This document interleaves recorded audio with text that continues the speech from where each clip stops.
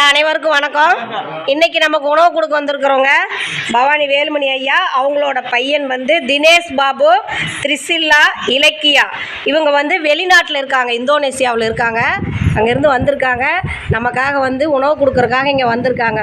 உணவு கொடுக்குற அவங்க குடும்பம், தொழில், வாழ்க்கையில் அனைத்து செல்வம் பெற்று நீடூழி வாழ நமது பாசம் அறக்கட்டளை பாசம் முதியோர் சார்பாக இறைவன்கிட்ட ஒரு பிரார்த்தனை வச்சுக்கலாம்.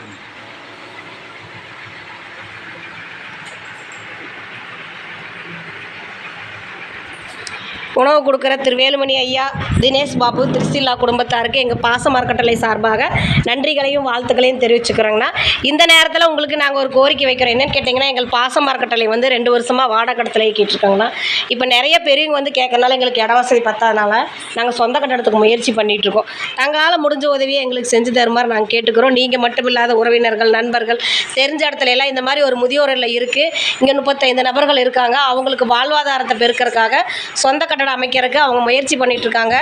அரசாங்கத்தில் அனைத்து விதமான அனுமதியும் நாங்கள் வாங்கிட்டோங்கண்ணா. உங்களால் முடிஞ்ச உதவி எங்களுக்கு செஞ்சு தருமாறு நாங்கள் கேட்டுக்கிறோம். உணவு கொடுக்குறவங்க குடும்பத்துக்கு நன்றிகளையும் வாழ்த்துக்களையும் தெரிவிச்சுக்கிறோம். வாழ்க வளத்துடன்.